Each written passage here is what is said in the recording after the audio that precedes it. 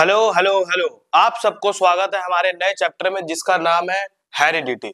Heredity जो है वो क्लास 10th के लिए बहुत ही छोटा चैप्टर है और इसको एक वन शॉट में हम क्या करेंगे, फुल चैप्टर को इसको कंप्लीट करेंगे। तो देखो इस हेरिडिटी में हम क्या क्या पढ़ने वाले हैं आज। जैसे इसमें कुछ टॉपिक है, जैसे हेरिडिटी क्या है कि व्हाट इज हेरिडिटी, हेरिडिटी पहले बात क्या होता है, और कुछ इंट्रोडक्शन को जानेंगे जिसका नाम है जेनेटिक्स, और ट्रेट और एलील के बारे में जानेंगे, और है पी प्लांट एक्सपेरिमेंट और genetic variation. P plant experiment जो था वो मेंडल ने किया और कैसे एक्सपेरिमेंट को किया और उसके अंदर उनको क्या रिजल्ट मिला वो पी प्लांट में देखेंगे। और जेनेटिक वेरिएशन क्या है हमारा जो लास्ट टॉपिक है। तो शुरू करते हैं किसमें, हेरिडिटी से। तो हेरिडिटी क्या है, हेरिडिटी हेरिडिटी का मतलब कि हमारे जो सारे, हेरिडिटी का मतलब है कि जैसे the transmission of character from one generation to next generation is called या is known as heredity. Heredity कहलाता है कि हमारी जो कैरेक्टर जो होते हैं, जैसे ये पेरेंट दिख रहा है आप सबको, जो ये पेरेंट है, अब ये पेरेंट के क्या हुए, आगे जाके ये दोनों पेरेंट की जो शादी हुई, शादी के बाद इनके दो बच्चे हुए, बच्चे होने के बाद इसमें क्या हुआ कि इनके कुछ कैरेक्टर, जैसे इनके कुछ गुण जो थे वो क्या हो गए, बच्चों में चले जाते हैं। तो जो बच्चों में जो चले गए उसी को कहा जाता है हेरिडिटी इसके अंदर। और ऐसे क्या होता है, ये कैरेक्टर आगे जनरेशन में पास आउट होते रहते हैं, तो इसी को कहलाता है हमारे हेरिडिटी। ठीक है, आगे देखो, आगे क्या है कि हेरिडिटी तो हो गया। अब कुछ जेनेटिक्स की बात करते हैं। जेनेटिक्स, इंट्रोडक्शन ऑफ जेनेटिक्स, और उसके अंदर जेनेटिक्स के अंदर जीन जो होता है वो जीन क्या है। ठीक है, अब ये जीन जो है, जो क्या बोलते हैं, जेनेटिक्स जो है वो जेनेटिक्स की पहली बार जिन्होंने नींव रखी और उसके ऊपर एक्सपेरिमेंट किया उनका नाम है जेनेटिक्स के लिए सर ग्रेगर मेंडल। जो ग्रेगर मेंडल जो थे उन्होंने इस जेनेटिक्स के ऊपर क्या किया, काम किया। तो जेनेटिक्स के ऊपर काम किसने किया, सर, जैसे ये फोटो पिक्चर दिख ही रहा है आप सबको, ये क्या है, हमारे ग्रेगर मेंडल की ये फोटो है। ये मेंडल ने किसके ऊपर काम किया, इस जेनेटिक्स के ऊपर काम किया। अगला क्या है हमारा, आगे है जो जेनेटिक्स। अब जेनेटिक्स जो था वो मेंडल साहब ने तो काम किया जेनेटिक्स के ऊपर, लेकिन जेनेटिक्स है क्या, असलियत में जेनेटिक्स को हम क्यों जेनेटिक्स कहते हैं। तो जेनेटिक्स इसलिए कहते हैं इसके अंदर कि जो जेनेटिक्स जो हमारा है वो स्टडी है, किसकी स्टडी है, स्टडी ऑफ इनहेरिटेंस और वेरिएशन का। इनहेरिटेंस का मतलब होता है कि जो करेक्टर हुए हमारे पेरेंट्स से जो बच्चों में गुण जाते हैं, मतलब वो क्या है, वो क्या कहलाएगा हमारे पास, इनहेरिटेंस। और वेरिएशन क्या कहलाएगा कि वेरिएशन का मतलब जो पेरेंट होते हैं और उनके आगे जाके जनरेशन जैसे बच्चे होते हैं, तो उनका जो जेनेटिक्स होता है वो थोड़ा सा क्या होता है, सेम भी होता है, और 90% क्या होता है, डिसिमिलर होता है, मतलब वहां पे सिमिलर नहीं होते, कुछ परसेंट क्या होते हैं वहां पे सिमिलर होते हैं। तो आप सबने देखा ही होगा कि जो पेरेंट होते हैं, अब जो उसका ऑफस्प्रिंग होगा, बच्चा होगा, वो उसके ऊपर चले जाते हैं, मतलब 10% 5%। तो जो बच्चे होते हैं वो पेरेंट के ऊपर क्या होते हैं, देखने में थोड़ा सा सिमिलर होते हैं, और उनके अंदर क्या आ जाती है, थोड़ा चेंजेस आता है, उसको चेंजेस को क्या कहते हैं, वेरिएशन कहलाता है। ठीक है, अब जो वेरिएशन है, अब ये जो चेंजेस होते हैं वो चेंजेस कैसे होता है, तो आप सबने क्लास 9th में एक चैप्टर तो पढ़ा होगा, उसका नाम है सेल। जो चैप्टर है वो सेल है, cell the unit of life. अब अब एक सेल हम एक देख ले, सेल का स्ट्रक्चर। तो सेल के अंदर क्या होता है उसका एक बीच में क्या होता है, न्यूक्लियस होता है। ये न्यूक्लियस क्या होता है, ये सेल का ब्रेन होता है। भाई हमारे जैसे बॉडी को चलाने के लिए दिमाग की आवश्यकता होती है, ऐसे ही इस सेल को चलाने के लिए एक न्यूक्लियस नाम की इसके दिमाग की आवश्यकता होती है, जिसमें सेल को क्या करेंगे, चलाते हैं। ठीक है, अब इस न्यूक्लियस के अंदर क्या पाए जाते हैं, ये गुण, मतलब क्रोमोसोम पाए जाते हैं। ये क्या है, और क्रोमोसोम कैसा देखने को मिलता है, ऐसा जो दिख रहा है ये एक प्रकार का क्रोमोसोम है जो एक्स की तरह दिखता है, ये वाले। अब क्या है, जो ये क्रोमोसोम होता है, ये मेल जो होते हैं, मेल के अंदर क्रोमोसोम, कौन से क्रोमोसोम होते हैं, एक्स वाई, और फीमेल में क्या होते हैं, फीमेल में होते हैं डबल एक्स। तो ये मेल में क्रोमोसोम होते हैं एक्स वाई, और फीमेल में होता है डबल एक्स। ये हमारा क्रोमोसोम कहलाता है। अब इस क्रोमोसोम के अंदर क्या होता है, ये देखोगे यहाँ पे, तो यहाँ पे डीएनए देखने को मिल रहा है इस क्रोमोसोम के अंदर, और इसके ऊपर कुछ ये ऐसे बॉन्ड बने हुए हैं।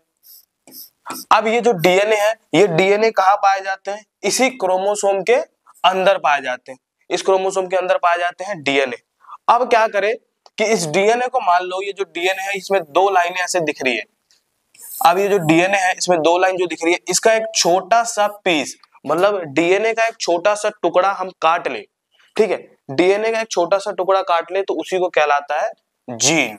अब ये जीन क्या होता है, एक पेरेंट से ऑफस्प्रिंग मतलब बच्चों के अंदर क्या होता है, ये ट्रांसफर होता है, ये जीन ट्रांसफर होता है। तो जीन क्या है, जीन बेसिकली हमारा क्या है कि जो डीएनए का एक छोटा सा एक पीस, जिसे हम क्या कर सकते हैं, आगे वो जनरेशन में पास आउट कर सकते हैं, उसी को कहलाता है जीन।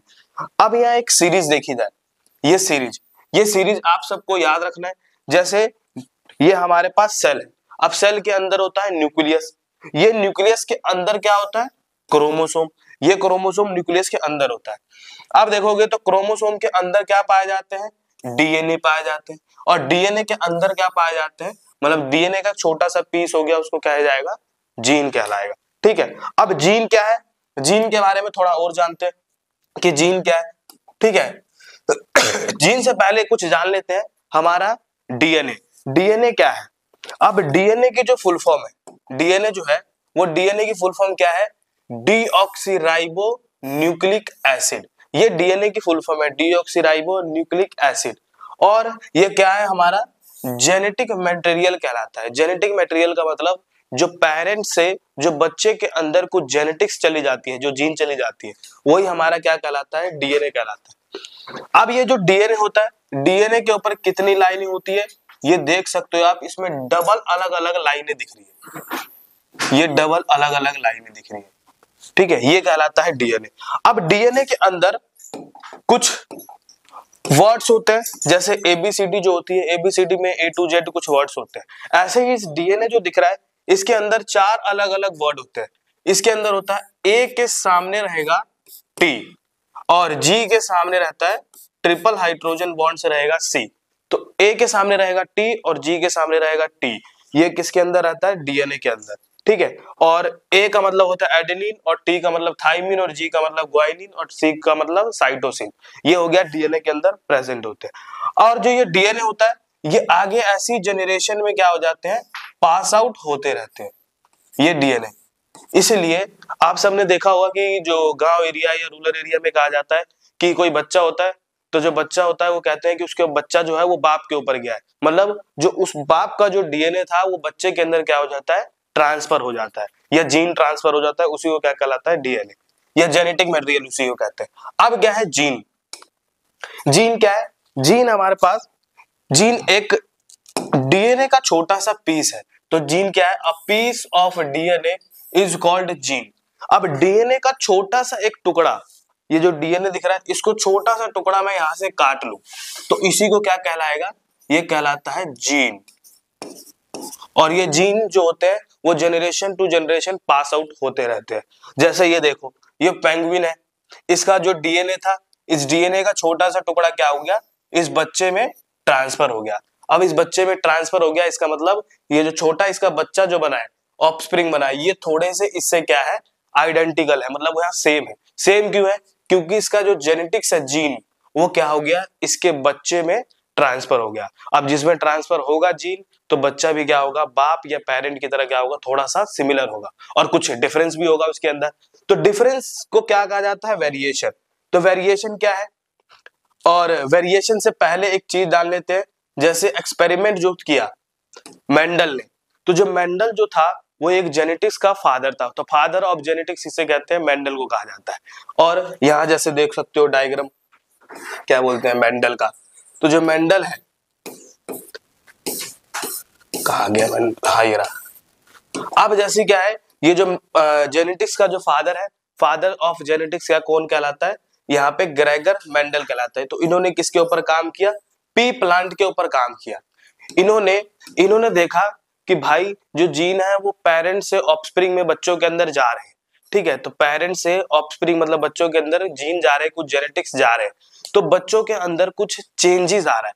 और किसी में जैसे आप देख सकते हो कि जैसे कुछ कैरेक्टर चले जाते हैं बच्चों में कि बालों का कलर, जो बालों का कलर है वो पेरेंट का मान लो ब्राउन है, तो जो बच्चा जो आगे होगा हो सकता है कि उस बच्चे का भी कलर जो होगा बालों का कलर वो ब्राउन हो सकता है। ठीक है, तो ये क्या कहलाएगा हमारे पास जेनेटिक्स। या आंखों का कलर भी ले लो, कुछ कैरेक्टर जैसे आंखों का कलर, माँ जो पेरेंट के जो आंख का कलर है वो ब्लू है, तो बच्चे में भी क्या होगा, ब्लू होगा। तो ये सब देखते देखते देखते देखते इसने जेनेटिक्स के ऊपर काम किया, किसने, ग्रेगर मेंडल ने। तो उन्होंने सोचा कि भाई जेनेटिक्स जो है वो कैसे आ रहे हैं बच्चे के अंदर और ये कैसे generation to generation pass out करते हैं। तो उन्होंने किसके ऊपर काम करना शुरू कर दिया, एक पी प्लांट के ऊपर काम किया। अब पी प्लांट पे ही काम क्यों किया उसने, ह्यूमन के ऊपर काम क्यों नहीं किया, क्योंकि जो ह्यूमन है उनकी जो लाइफ स्पैन होती है, मतलब वो जितने दिन तक जिंदा रहेंगे वो कम से कम 80 या कोई 90 या 100 साल तक जिंदा रहेगा। लेकिन ग्रेगर मेंडल है, अब वो ग्रेगर मेंडल भी 80 या 100 साल तो जिंदा रह सकते हैं। तो वो क्या करेंगे, जनरेशन टू जनरेशन जो आएगी, जनरेशन पीढ़ी आएगी, उनकी क्या नहीं कर पाएंगे, वो अच्छी तरीके से स्टडी नहीं कर पाएंगे जेनेटिक्स के ऊपर। तो उन्होंने किसको चुना यहाँ पे, पी प्लांट को चुना। क्यों पी प्लांट को चुना, क्योंकि पी का जो लाइफ स्पैन होता है बहुत छोटा होता है। और इन्होंने कैसे एक्सपेरिमेंट किया और कैसे चेक किया, ये देखो। तो पहली क्या है इसकी बात, वाई पी। इन्होंने पी प्लांट को क्यों चुना मेंडल ने, तो इन्होंने क्या देखा कि जो पी प्लांट होता है, मटर का पौधा, ये मटर का जो पौधा होता है इसमें अलग अलग कैरेक्टर होते हैं। जैसे इसमें कैरेक्टर कौन कौन से हो सकते हैं, जैसे कैरेक्टर इसका लाइक हाइट भी हो सकता है, इसमें फ्लावर का कलर भी हो सकता है, और सीड का कलर और शेप, इन सब को देख के इसने पी प्लांट को पहले देखा। और इसमें जो पी प्लांट होता है वो सेल्फ पॉलिनेटेड प्लांट भी हो सकता है और साथ ही साथ वो क्रॉस पॉलिनेशन भी कर सकता है, मतलब स्वयं भी बच्चा कर सकता है एक ही प्लांट में और दूसरे से पॉलन लेके भी क्या कर सकता है, वो बच्चा कर सकता है। कौन, पी प्लांट। फिर उसका जो लाइफ स्पैन होता है, किसका बोलते हैं, मटर का जो लाइफ स्पैन होता है बहुत शॉर्ट होता है, मतलब छोटा लाइफ स्पैन होता है, इसलिए उसने उसके ऊपर काम किया। और लाइफ छोटा का मतलब कि वो ज्यादा से ज्यादा जनरेशन क्या कर सकता है, उनके बारे में पास आउट जो होगी जनरेशन में क्या क्या जेनेटिक्स पास हो रहा है वो इजिली स्टडी कर सकते हैं ग्रेगर मेंडल। और इसको इजिली कल्टीवेट किया जा सकता है, इसको इजिली उगाया जा सकता है, एक्सपेरिमेंट परफॉर्म किया जा सकता है लैब में। तो इसलिए इन्होंने क्या करा, मेंडल ने यूज किया। और यहाँ देखो कि ये लिखा है साइंटिफिक नेम ऑफ पी। जो पी होता है, मटर जो होता है, मटर का पौधा, उसका बायोलॉजिकल नेम या जो साइंस में जो नाम होता है उसका, उसको कहा जाता है पाइसम सटाइवम। पाइसम सटाइवम जो है वो मटर का एक बायोलॉजिकल नेम है। ठीक है, इतना बात पता चल गया, इसलिए इसने वाई मतलब पी के ऊपर काम किया। और इन्होंने क्या करा, कुछ एक्सपेरिमेंट भी किए। जैसे एक एक्सपेरिमेंट है, उस एक्सपेरिमेंट का नाम है मोनो हाइब्रिड क्रॉस। अब उन्होंने क्या करा, जेनेटिक्स के बारे में तो जान लिया और साथ ही साथ उन्होंने एक एक्सपेरिमेंट भी परफॉर्म किया। क्या एक्सपेरिमेंट परफॉर्म किया उन्होंने, देखो। तो ये क्या है, उन्होंने क्या करा, एक बड़ा प्लांट लिया और एक छोटा प्लांट लिया। एक जो दिखने में जो प्लांट है वो थोड़ा सा बड़ा है और एक दिखने में जो प्लांट है वो छोटा है। उनको आपस में क्या करवा दिया, उन्होंने मेट करवा दिया और आगे जाके उन्होंने देखा कि उसके बच्चे हैं, मतलब जो नेक्स्ट प्लांट आएंगे वो कैसे देखने को मिल रहा है। तो उन्होंने सबसे पहले क्या लिया, एक बड़ा पौधा लिया, उसमें पेरेंट कौन से लिए, उसने बड़ा पौधा, और इधर सामने लिया छोटा पौधा। फिर इसमें कुछ गैमीट हुए, जो बड़ा टी है और बड़ा टी है, इसमें से एक टी आएगा बड़ा टी और छोटे में से एक टी आया, इन दोनों आपस में मिल गए, तो जो बच्चा बना वो क्या बना, टॉल बन गया। उन्होंने पहली जनरेशन में देखी कि बात कि जो पहली जो उनकी पीढ़ी बनती है, जब बड़ा पौधा था और एक छोटा पौधा, उनकी जो पीढ़ी बनती है वो क्या होता है, पहली पीढ़ी में सारे के सारे जो पेड़ थे वो टॉल थे। और अगला क्या करा उन्हें सोचा कि मेंडल ने सोचा कि जो भाई पहली पीढ़ी है वो तो सारे ही बड़े बड़े आ रहे हैं, उसमें कोई हमें रिजल्ट मिल ही नहीं पा रहा। तो उन्होंने क्या करा, सेम पीढ़ी वाले को फिर से उनको क्रॉस करवा दिया आपस में और उनका मेट करवा दिया। मेट करवाने के बाद जब उन्होंने देखा लास्ट में सेकंड पीढ़ी उसकी, तो उसमें देखने को मिला 3 अलग अलग टॉल प्लांट और एक जो देखने को मिला, क्या देखने को मिला, एक ड्रॉप देखने को मिला। मतलब यहाँ जो टॉल का जो रेशियो था और शॉर्ट का रेशियो, टॉल वर्सेस ड्रॉप का रेशियो कितना आया, टॉल में 3:1 देखने को मिला। तो मोनो हाइब्रिड क्रॉस में 3 अलग अलग बड़े पौधे देखने को मिले और एक जो पौधा था वो क्या देखने को मिला, छोटा देखने को मिला, ड्रॉप देखने को मिला। तो आपको ये पूछा जा सकता है कि भाई जो मोनो हाइब्रिड क्रॉस है उसमें कितना रेशियो देखने को मिलेगा बच्चा, तो जो उनकी फर्स्ट जनरेशन में देखने को मिली तो ऑल जो बच्चे थे वो टॉल थे, लेकिन सेकंड जनरेशन में क्या हुआ कि जो सारे जो बच्चे, 3 बच्चे जो थे बड़े थे और एक छोटा था, तो यहाँ पे 100% देखने को मिला टॉल। ये फर्स्ट जनरेशन की बात चल रही है। और ये जो है ये 3:1 जो है ये जो है सेकंड जनरेशन की बात चल रही है। तो ये मोनो हाइब्रिड क्रॉस में उन्होंने एक्सपेरिमेंट देखा। अब क्या किया उन्होंने कि पहले एक तो मोनो हाइब्रिड क्रॉस करवा दिया और साथ ही साथ एक और क्रॉस करवाया जिसका नाम है डाई हाइब्रिड क्रॉस। उन्होंने क्या करा, डाई हाइब्रिड क्रॉस किया। डाई हाइब्रिड क्रॉस क्या है कि मोनो हाइब्रिड क्रॉस में तो एक ही कैरेक्टर लिए, और डाई हाइब्रिड क्रॉस में उन्होंने क्या करा कि अलग अलग 2 कैरेक्टर लिए, 2 अलग अलग कैरेक्टर, जिसमें ये बड़ा वाई और बड़ा आर और बड़ा आर लिया, और इधर क्या लिया, छोटा वाई और छोटा आर लिया। ये लिया उन्होंने कैरेक्टर और देखा उन्होंने, जब उन्होंने आगे टॉपिक है उसका नाम है dihybrid cross. Dihybrid cross में उन्होंने क्या किया कि 2 अलग अलग कैरेक्टर लिए, जिसमें बड़ा वाई और बड़ा आर लिया और पेयर में लिए, और बड़ा छोटा वाई और छोटा आर में लिया, मतलब 2 अलग अलग उन्होंने क्या करा, पहले कैरेक्टर लिए। ठीक है, अब उन्होंने देखा कि जो फर्स्ट जनरेशन उसकी आई, वो फर्स्ट जनरेशन ये देखने को मिला, उसका क्या देखने को मिला कि उनके जो कैरेक्टर था वो पहली वाली में वहां भी सारे के सारे टॉल देखने को मिले, और सेकंड जनरेशन जो आई उसके अंदर इनको देखने को मिला कि कितने अलग अलग कैरेक्टर मिले, 4 अलग अलग मिले, जिसमें रेशियो क्या था, 9:3:1 रेशियो देखने को मिला इनको डाई हाइब्रिड क्रॉस में। तो डाई हाइब्रिड क्रॉस में जो ये मतलब ये जो बॉक्स है इसमें कैसे बनाया गया है, तो इसमें क्या है कि ये देखो y और ये कैपिटल R, ये यहां से आएगा और यहां से आया y और कैपिटल R, ये दोनों आपस में मिल जाएंगे तो बन जाएंगे डबल y और डबल R बन जाएंगे। फिर क्या है, इधर से कैपिटल R और कैपिटल Y आया और इधर से कैपिटल R स्मॉल r आया, ये दोनों मिलके क्या बना दिए, y छोटा y और डबल R बना दिए। तो ऐसे करते करते क्या है, इन्होंने ये पूरा का पूरा ये कैरेक्टर देखने को उसके अंदर मिला, और इसके अंदर रेशियो क्या थी, 9:3:1 रेशियो। तो मोनो हाइब्रिड क्रॉस में जो था वो मोनो हाइब्रिड क्रॉस में कितने रेशियो आई, 3:1। वहां पे 3:1 मतलब 3 जो वहां प्लांट थे वो बड़े देखने को मिला, एक जो प्लांट था वो छोटा देखने को मिला। और डाई हाइब्रिड क्रॉस में क्या देखने को मिला, यहाँ पे 9:3:1 रेशियो देखने को मिलेगा, फिनोटाइपिक रेशियो। ये पता चल गया dihybrid cross, monohybrid cross. अब जैसे क्या है, इनहेरिटेंस की तो बात कर ली, अब की बात है अब जो अगला टॉपिक है उसका नाम है जेनेटिक वेरिएशन।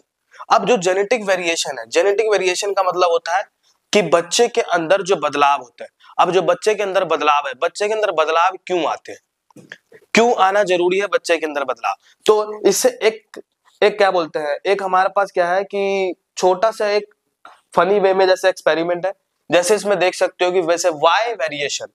अब जो बच्चे होते हैं, छोटे बच्चे जो आगे जाके जनरेशन होती है, उनके मतलब जेनेटिक्स में बदलाव क्यों होना जरूरी है, उससे पहले देखो, मान लो हमारे पास जो टोटल क्या है, एक समुद्र है, ये एक प्रकार का क्या है, सी है, समुद्र। अब इस समुद्र में अलग अलग प्रकार की क्या पाई जा रही है, अलग अलग प्रकार की मछली है, कहीं देखोगे ऑरेंज है, कहीं यहाँ मतलब क्या बोलते हैं पिंक में है, येलो है, और बहुत सारी अलग अलग प्रकार की जो कलरफुल जो हमारी फिश है वो इसमें देखने को मिल रहा है। मान लो इनका जो जेनेटिक्स है वो सेम है, इनका जेनेटिक्स क्या होगा, मान लो कि इनका सेम है, बिल्कुल सारे जो बंदे हैं वो जेनेटिक्स में सेम है, कि एक समय आया कि ज्यादा ठंड के कारण, ठंडा पानी होने के कारण एक जो मछली थी, इसमें से ये वाली मछली ऑरेंज वाली, ये डेड कर जाती है, मर जाती है ठंड के कारण। तो मानो कि इसका जो जेनेटिक्स है सबका वो जेनेटिक्स सेम होगा, तो सारी मछलियां क्या हो जाएगी, यहाँ पे मर जाएंगी। क्यों, क्योंकि यहाँ पे जो सबकी मछली की जो जेनेटिक्स है वो सेम होंगी, तो एक मछली मरेगा तो इसका मतलब सारी मछली मर जाएगी समुद्र की। तो क्या होता है कि जेनेटिक्स जो सेम होगा तो सारी स्पीसीज क्या हो जाएगी उसकी, उस लैंड पे अर्थ से क्या हो जाएगी, खत्म हो जाएगी। और मान लो हम लोग का ही जैसे ह्यूमन बींग है, हम लोग का जेनेटिक्स सेम होगा, तो वो क्या होंगे कि एक बंदा जब किसी भी ज्यादा ठंड होने के कारण एक व्यक्ति मर जाएंगे, इसका मतलब उसके अंदर ह्यूमन की सारी प्रजाति है वो पूरा का पूरा खत्म हो जाएगा। इसीलिए जेनेटिक वेरिएशन आना, चेंज आना बहुत इंपॉर्टेंट है। मान लो कि ठंड के कारण अब जेनेटिक वेरिएशन होगा, इन्हीं फिश के बीच में जेनेटिक वेरिएशन होता तो एक फिश मरती, तो हो सकता है कि मान लो कोई दूसरी मछली है, उनका जेनेटिक्स थोड़ा अलग होगा या वेरिएशन होगा उसके अंदर, तो वो क्या कर सकती है, सरवाइव कर सकती है और ठंड से क्या हो जाएगी, वो प्रोटेक्ट कर सकती है अपने आप को। इसलिए जेनेटिक वेरिएशन आना बहुत ज्यादा इंपॉर्टेंट है लाइफ में। ठीक है, ये हो गया जेनेटिक वेरिएशन। तो ये वेरिएशन जो है ये क्या देखने को मिलता है, कब देखने को मिलेगा जेनेटिक वेरिएशन? तो जेनेटिक वेरिएशन चेंज देखने को मिलता है कब? Degree of differences from parent to offspring is called variation या इज नोन एज वेरिएशन। तो वेरिएशन में क्या है कि आप पेरेंट से कितना डिसिमिलर हो, मतलब कितना अलग हो, वही क्या कहलाएगा यहाँ पे? जेनेटिक वेरिएशन कहलाएगा। और जेनेटिक वेरिएशन आना बहुत ज्यादा इंपॉर्टेंट है। इससे ये पता चल जाता है कि कोई भी इन्वायरमेंट के अंदर चेंज में जाता है तो आप क्या कर सकते हो? सरवाइव कर सकते हो। तो ये वेरिएशन आना बहुत इंपॉर्टेंट है ह्यूमन बीइंग के अंदर। और वेरिएशन में जैसे ये देखो चेंजेस में, ये जो घोड़ा है ये थोड़ा ब्राउन कलर का घोड़ा है, मतलब हॉर्स है, और ये जो घोड़ी है ये क्या है? व्हाइट में। अब इन्होंने आपस में क्या किया? मीटिंग की, इन दोनों के बीच में मेट हुआ। ठीक है, इन दोनों के बीच में मेट हुआ। अब मेट के बाद इन्होंने क्या हुआ? दो अलग अलग इनके ऑफस्प्रिंग आए, पहला और दूसरा। इनका जो बच्चा है, अब ये जो देखोगे तो ये उसका बच्चा बना है, वो मतलब पूरे तरीके से अपने माँ और बच्चे के जैसे, मतलब माँ और जो पेरेंट है, फादर है, उसके ऊपर नहीं गया। क्यों नहीं गया? क्योंकि जो बच्चा जो बना है वो दोनों के ही गैमीट से बना है। जैसे रिप्रोडक्शन चैप्टर में पढ़ाई होगा कि जो मेल गैमीट होता है उसको कहते हैं स्पर्म, और फीमेल जो गैमीट है उसको कहते हैं ओवा। तो जब दोनों आपस में मिलते हैं तो फर्टिलाइजेशन होती है। फर्टिलाइजेशन के बाद क्या होती है? ऑफस्प्रिंग हो जाता है उसके अंदर। तो उसमें कुछ चेंजेस आ जाते हैं। जैसे देखोगे तो जब ये दोनों आपस में क्या करते हैं? अपने गैमीट दिए, तो ये जो बच्चा बनेगा ये दोनों के ऊपर ही क्या होगा? अपनी जेनेटिक्स दिखाई देगा, और ये थोड़ा सा अलग बनेगा पेरेंट्स से। तभी इसके अंदर क्या आ जाती है? थोड़ा जेनेटिक वेरिएशन आ जाती है। तो वेरिएशन जो है वो वेरिएशन कब आता है? वेरिएशन कब आता है बॉडी के अंदर? तो देखो वेरिएशन कब आने को दिखता है कि मान लो आप, तुम्हारे पास डीएनए है जो पेरेंट्स से ऑफस्प्रिंग में जाते हैं, बच्चों में जाते हैं, खून, ब्लड। इसलिए देखा होगा कि कहते नहीं है कि लोग कि ये जो बच्चा है ये पेरेंट है, ये बाप के ऊपर गया है। बाप के ऊपर मतलब होता है इसका जो खून है वो बाप के ऊपर वाला है, मतलब उसका जो जेनेटिक्स है वो क्या हो गया? बच्चों के अंदर चला जाता है। अब यहाँ पे मान लो कि हमारे पास ये डीएनए है। अब डीएनए जो है, अब इस डीएनए के ऊपर कुछ ABCD जैसे होता है, ए के सामने क्या होगा? टी होगा, और जी के सामने क्या होगा? सी होगा, या जी के सामने सी और सी के सामने जी, बस इसके ऑपोजिट में होगी। ये कर दिया। अब इस डीएनए में यही जो दिख रही है गिनतियां, इसमें क्या हो जाती है? चेंज आ जाता है। मतलब उसमें क्या होगा? उस जगह पे पोजीशन पे ये चेंज होने के कारण ये क्या हो जाएगा? जो बच्चा है वो थोड़ा सा डिसिमिलर हो जाएगा, थोड़ा सा चेंज हो जाएगा। तो ये डीएनए में ही चेंज आने के बाद क्या आ जाता है? उस बच्चे के अंदर क्या आएगा? वेरिएशन आ जाएगा। जैसे ये देखिए रहा हो कि पेरेंट जो इस पे भी नहीं गया, इस पे नहीं गया, और इन दोनों का कॉम्बिनेशन बन गया। इसलिए दोनों जो बच्चे हैं वो थोड़ा सा आइडेंटिकल है, सेम ही जैसे हैं थोड़ा। तो यही वेरिएशन हमें बताता है। और कुछ इसके अंदर जैसे कि ट्रेट की बात है। What is trait? ट्रेट क्या है हमारे पास? कि trait, a trait is an observable और characteristics that is inherited passing down from one living things to its living, जो ऑफस्प्रिंग जो होता है उसके अंदर जो इनहेरिटेड होता है और उसमें क्या क्या उसने कैरेक्टर लिए। अब भाई एक पेरेंट है, अब जो उसका आगे बच्चा होता है उसके अंदर कितनी जेनेटिक्स गई है फादर की, और ये क्या क्या कैरेक्टर गए हैं बच्चों के अंदर, वही कहलाता है हमारे पास ट्रेट कहलाता है। जैसे क्या क्या हो सकता है? आई का कलर हो सकता है, आंखों का कलर, हेयर का कलर, और टंग कर्लिंग, और ब्लड टाइप। यही चार अलग अलग क्या होते हैं? कैरेक्टर, जो पेरेंट्स से बच्चों के अंदर क्या होता है? ट्रांसफर होता है। ठीक है, वो आंखों का कलर भी हो सकता है। किसी का देखा होगा कि जैसे विदेशों में होता है, मतलब फॉरेन कंट्री के अंदर, कि जो उसके पेरेंट का जो आंखों का कलर होता है वो अलग होता है, और बच्चे में भी क्या होता है? जैसे पेरेंट का मान लो कि ब्लू ब्लू मतलब ब्लू आइस है, अब जो ब्लू कलर की आइस होगी और तो बच्चे के अंदर भी क्या होगा? ब्लू जाएगा, मतलब उसका जेनेटिक्स जाएगा बच्चों के अंदर। और हेयर का कलर वो व्हाइट भी हो सकता है, ब्राउन भी हो सकता है, ब्लैक भी हो सकता है। और टंग कर्लिंग, मतलब वो जो अपनी टंग को, मतलब क्या होता है? जीभ को कितना मोड़ सकता है। और ब्लड का, कि ब्लड ग्रुप उस बच्चे के अंदर क्या हो जाता है? ट्रांसफर हो जाता है। अब इसमें कुछ समरी की बात है कि इसके अंदर जो जो पढ़ा है वो ये क्या कहलाता है। जैसे देखो पहला जैसे क्या है हमारे पास? एक एलील है। एलील का मतलब क्या होता है? देखो कि मान लो कि हमारे पास क्या है? जैसे ही बताया एक बड़ा टी और बड़ा टी, ये हमारे पास एक ट्रेट है, ठीक है, बड़ा टी और छोटा टी। अब ये दोनों जो होंगे ये क्या होंगे, आगे की ओर जनरेशन में पास आउट होंगे। तो ये जो ट्रेट है दोनों ये जनरेशन में जाएगी, पहला जनरेशन में, तो यही क्या कहलाती है, अलील कहलाती है।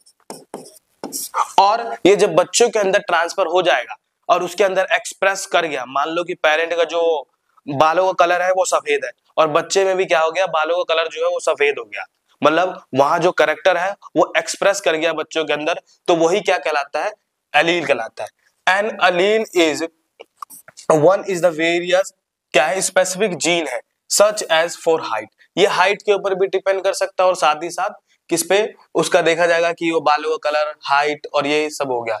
अब उसके बाद है डोमिनेंट अलील। डोमिनेंट अलील क्या है और रिसेसिव अलील क्या है।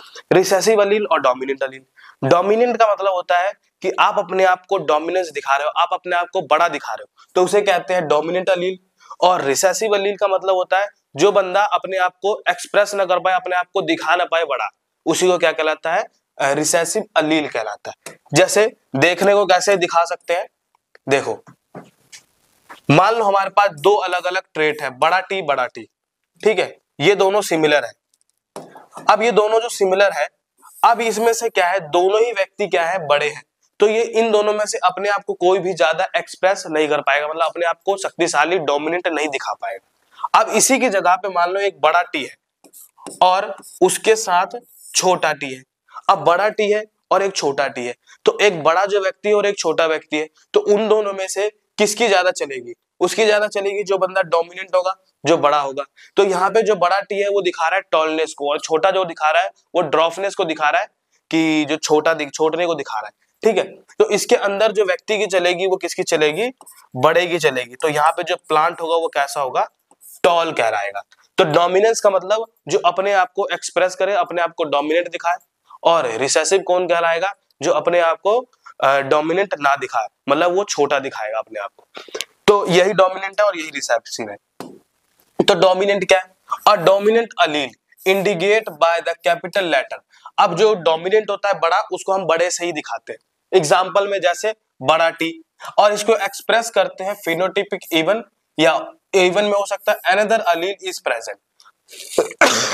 अब कंपैरिजन कब करोगे बड़े और छोटे में, जब वो साथ एक साथ रहेंगे, जब वो किस में रहेंगे, जब वो इवन में रहेंगे, मतलब जोड़े में रहेंगे या उसके साथ जुड़ा होगा, तो जुड़े होंगे तभी तो कंपैरिजन देखेंगे ना, किसका कंपैरिजन साथ में कर रहे हैं।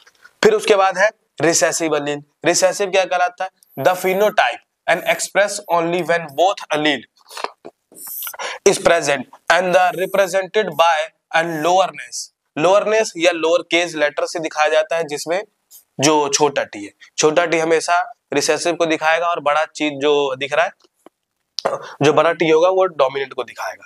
उसके बाद है जेनेटिक, जीनोटाइप और फिनोटाइप क्या है। उससे पहले जीनोटाइप फिनोटाइप से समझने से पहले फिनोटाइप जो होता है, वो फिनोटाइप का मतलब कि आप देख कर बता सकते हो कि कोई प्लांट बड़ा है या छोटा है, और जीनोटाइप का मतलब कि उसके जेनेटिक्स के अंदर, जब उसको अंदर जाके देखेंगे वो बड़ा है या छोटा है, तो वो क्या कहलाता है, जीनोटाइप कहलाता है। और फिनोटाइप का मतलब मैं दूर से देख के बता सकता हूँ कि ये पेड़ छोटा है और बड़ा है। मान लो कोई एक बड़ा पेड़ है तो उसको देख के हम बता सकते हैं कि भाई वो बड़ा पेड़ है, और जो छोटा पेड़ होगा हम देख के बता सकते हैं कि भाई वो छोटा पेड़ है, तो उसे क्या कहलाता है, फिनोटाइप। जीनोटाइप का मतलब उसके जेनेटिक्स में जाके देखेंगे कि वो कितना बड़ा है और कितना छोटा है, ये बात पता चल गया। तो जीनोटिपिक क्या है, द जेनेटिक क्या है, रेसिपीज है जिसमें parent like the weather are entirely tall और mix in the tall trait. उसमें ये देखा है कि जो देखने में जो बंदा टॉल है वो टॉल ही दिखेगा, जो देखने में शॉर्ट लग रहा है वो शॉर्ट ही दिखेगा, वही फिनोटिप मतलब क्या नाम है, जीनोटिपिक दिखाएगा। और फिनोटिपिक में क्या है, phenotypic is an organism is visible trait and resulting from its gene and environmental, जैसे टॉल और ड्रॉफनेस। टॉल और ड्रॉफनेस से आप देख के बता सकते हो कि भाई वो प्लांट बड़ा है या वो छोटा है। ये हो गया फिनोटिपिक और जीनोटिपिक। और जैसे क्रोमोसोम, क्रोमोसोम मैंने पहले से बता दिया कि जो क्रोमोसोम है, ये जो क्रोमोसोम था पीछे, जो किसके अंदर पाया जाता है, न्यूक्लियस में पाया जाता है क्रोमोसोम। अब ये क्रोमोसोम जो होते हैं, ये जो क्रोमोसोम है, ये क्रोमोसोम का डायग्राम देखो भाई, ये जो क्रोमोसोम है, ये क्रोमोसोम कितने पाए जाते हैं, inside each cell is there is 23 pair of chromosome. अब जो एक व्यक्ति होता है उसके अंदर जो क्रोमोसोम होता है वो कितने पाए जाते हैं, 23 पेयर्स पाए जाते हैं, मतलब ये जोड़े में पाए जाते हैं 23। इतना बात पता चल गया क्रोमोसोम कहलाता है। और क्रोमोसोम देखने में कैसा दिखता है, ये कुछ ऐसा दिख रहा है। अब इसी क्रोमोसोम के अंदर क्या हो कि ये जो क्रोमोसोम के अंदर जो होता है इसमें डीएनए पैक रहता है, मतलब इसके अंदर जो ब्लड है वो क्या होता है, ऐसे पैक रहते हैं पूरे। अब ये जो डीएनए है ऐसे ही पैक होते होते ये कैसा शेप ले लेते हैं, क्रोमोसोम का शेप ले लेते हैं। तो उसी को हमने क्या कह दिया, क्रोमोसोम कह दिया। क्रोमोसोम क्या है कि बहुत सारे जो थ्रेड जैसे होते हैं, क्या बोलते हैं, डीएनए होता है, वो डीएनए पैक हो जाए किसके अंदर, कुछ ऐसे में स्ट्रक्चर बना ले जब डीएनए, तो उसी का नाम दे देते हैं क्रोमोसोम।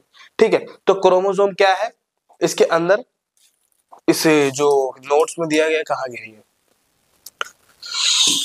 क्रोमोसोम, हाँ, तो क्रोमोसोम क्या है, chromosome are the thread like structure. भाई जो क्रोमोसोम होता है वो कैसे दिखता है, कुछ थ्रेड की तरह दिखता है। क्यों, क्योंकि डीएनए भी जो होता है एक थ्रेड की तरह दिखता है, एक बाल की तरह दिखता है, बिल्कुल बस है क्या, और पूरे एक बड़ा सा दिखेगा, धागे की तरह दिखेगा। वही धागे लिपट जाए और लिपटने के बाद वो पैक हो जाए पूरे अच्छे तरीके से, तो उसको कह दिया क्रोमोसोम। इनसाइड द सेल, और क्या है, ये कहाँ पाए जाते हैं, न्यूक्लियस में पाए जाते हैं, जैसे भी पहले बताया था। That carry of genetic information of DNA. अब जो डीएनए जिसके अंदर होता है, मतलब उसके अंदर उसका जेनेटिक्स है, वो आगे जाके क्या होगा, उस बच्चे में ट्रांसफर होगा। तो क्या है, हाँ, और ये जो ये क्रोमोसोम। अब इसमें तुम सबको ये नहीं पढ़ना हाइब्रिड, ये हाइब्रिड 10th क्लास के लिए तो नहीं है, फिर भी थोड़ा बता देते हैं कि हाइब्रिड है एन इंडिविजुअल विद मतलब क्या नाम है, 2 अलग अलग अलील हो जिनका सेम ट्रेट हो, उसी को क्या कहलाता है, हाइब्रिड कहलाता है। हाइब्रिड का मतलब 2 अलग अलग टॉल प्लांट है और वो सेम है, तो उसी को क्या कहलाते हैं, हाइब्रिड कह देंगे बस। अगला देखो आगे क्या है, इसमें कुछ क्वेश्चंस है, कुछ क्वेश्चन में इस चैप्टर में क्वेश्चन है, जैसे पहला क्वेश्चन। अब इस पहला क्वेश्चन में क्या है कि पहला क्वेश्चन में what is the ratio of monohybrid cross. Monohybrid cross जो है उसका क्या रेशियो होता है, जैसे अभी पीछे ही बताया, मोनोहाइब्रिड क्रॉस का जो रेशियो है वो कितना होता है, 1:3। 1:3 का मतलब क्रॉस में क्या है, उसका जो रेशियो है वो क्या आता है, 1:3। 1:3 का मतलब इसके अंदर 3 टॉल होते हैं रेशियो में, और एक क्या होता है, ड्रॉफ। एक बड़ा पौधा बनता है इसमें, बड़ा प्लांट, और एक छोटा प्लांट बनता है, यही मोनोहाइब्रिड क्रॉस है। अगला क्या है, मोनोहाइब्रिड क्रॉस। अब इसमें क्या बोला गया है, what is the ratio of dihybrid cross. अब डाई हाइब्रिड क्रॉस में क्या रेशियो को मिलता है, मतलब 2 अलग अलग कैरेक्टर रहते हैं, जिसमें उसका जो रेशियो आता है वो क्या होता है, 9:3:1 रेशियो। ये डाई हाइब्रिड क्रॉस है। ठीक है, अगला क्या है, अगला हमारा अगला क्या है, father of genetics. Father of genetics जो होता है, इन चारों में से कौन सा फादर ऑफ जेनेटिक्स जो है, फादर ऑफ जेनेटिक्स कहलाता है, उसका नाम क्या है, ये कमेंट में टाइप करो और इसका आंसर बताओ। बस हमारा क्या है, ये जो चैप्टर है वो यहाँ पे कंप्लीट हो जाता है। ठीक है, अब इस चैप्टर के अंदर जो क्वेश्चन है, मेन क्वेश्चन क्या आ सकता है, जो इसके अंदर जो मेन जो कराया गया है, इंपॉर्टेंट जो टॉपिक कराया गया है, ये इसी में से क्या होगा, पेपर में आप बन सकता है। ठीक है, और जो क्वेश्चन बनाया, जो लास्ट वाला जो क्वेश्चन था कि फादर ऑफ जेनेटिक्स कौन है, उसके अंदर लिखे हुए थे जो भी, उसको कमेंट में टाइप करो। और थैंक यू बच्चों।